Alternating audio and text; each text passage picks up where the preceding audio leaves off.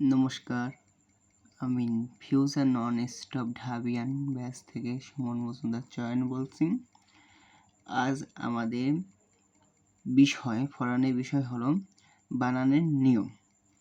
আমরা কিছু নিয়মের মাধ্যমে আমরা এই বানানের নিয়মগুলো শিখে নেব। নিয়ম ১, রেপ ফলার এরপর ব্যঞ্জন বর্ণের দ্বিত্ব হয় না। মানে কি বলা হয়েছে?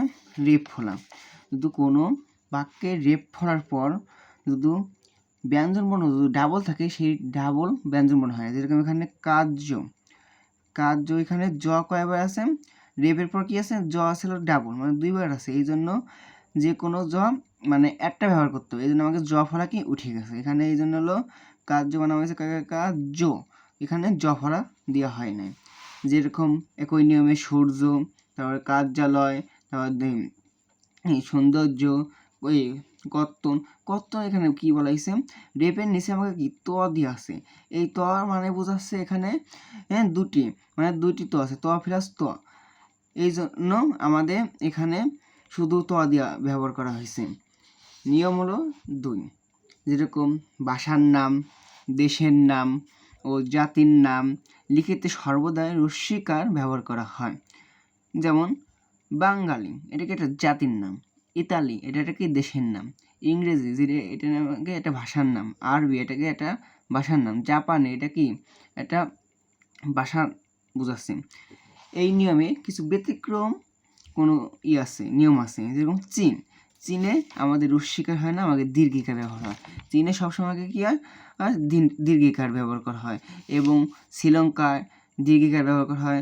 মালদ্বীপে কি হয়? দীর্ঘিকার ব্যবহার করা হয়। আমরা নিয়ম 3-এ যাব। যেরকম আলি, অঞ্জলি, আবালি, প্রত্যয়, এসব কি হলো? প্রত্যয়। এই প্রত্যয়যুক্ত শব্দে, মানে কি প্রত্যয়যুক্ত শব্দে সবসময় কি রস্যিকার হয়। প্রত্যয়যুক্ত শব্দে কি হয়? রস্যিকার হয়। যেমন এখানে আমাদের উদাহরণ দেওয়া আছে মিতালি। এখানে কি আমাকে প্রত্যয় ছিল কি? আলি। প্রত্যয় ছিল আলি, এই জন্য আমাকে কি মিতালি। এখানে কি আলি উচ্চারিত হয়েছে। গীতালি, এখানে কি আলি উচ্চারিত হয়েছে। সোনালি, সব কি আলি উচ্চারিত হয়েছে। তার পরবর্তী শ্রদ্ধাঞ্জলি, এখানে কি আমাকে বলা হয়েছিল? পরবর্তী পেজে বলা হয়েছিল এই অঞ্জলি এবং আবালি। এখানে কি আছে? অঞ্জলি, শ্রদ্ধাঞ্জলি, গীতাঞ্জলি বা পুষ্পাঞ্জলি, এখানে সব জায়গায় কি রস্যিকার আছে।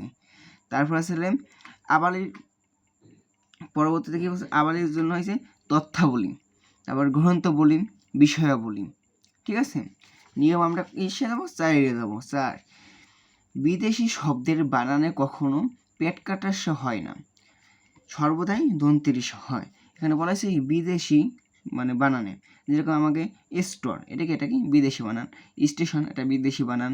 তারপর হলো স্টেডিয়াম, রেজিস্টার, এসটিও, স্টাইল, এসব কি আমাদের বিদেশি বানান। এই জন্য আমাদের কখনো কি পেট কাটার স এখানে হয় না, এখানে কি স হয়েছে? দন্তের স হয়েছে। তারপর নিয়ম নম্বর 5, নিয়ম 5-এ আমাদের বলেছে শব্দের দন্তের স অবলিক মানে পেট কাটার স এর আগে যদি অ এবং ওকার এবং অকার উচ্চারণ হয়, উচ্চারিত হলে তাহলে আমাকে দন্তের স হবে। কি হবে? দন্তের স। যেমন পুরস্কার, এখানে এখানে অকার উচ্চারণ হয়েছে। দন্তের স আগে কি অকার উচ্চারণ হয়েছে, এই জন্য আমাকে কি লেখা লাগছে? আমাকে দন্তের স লেখা রাখছে। যেমন ভাস্কর, নমস্কার, তারপর বিরস, এখানে কি অকার উচ্চারিত হয়েছে। বৃহস্পতি ইত্যাদি। আবার এই নিয়মের ভিতরে অন্য একটা রুলস আছে।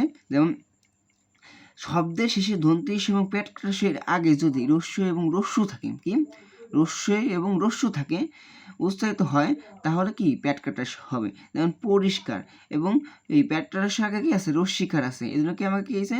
পেট কাটার হয়েছে। যেমন অনুষ্ঠান, এখানে কি পেট কাটার আগে কি আসে? রস্যুকার আছে, এই জন্য কি আমাকে এই পেট কাটার হয়েছে। যেমন ওই বহিষ্কার, তারপরে আউস্কার, এইসব কি আমাদের নিয়ম।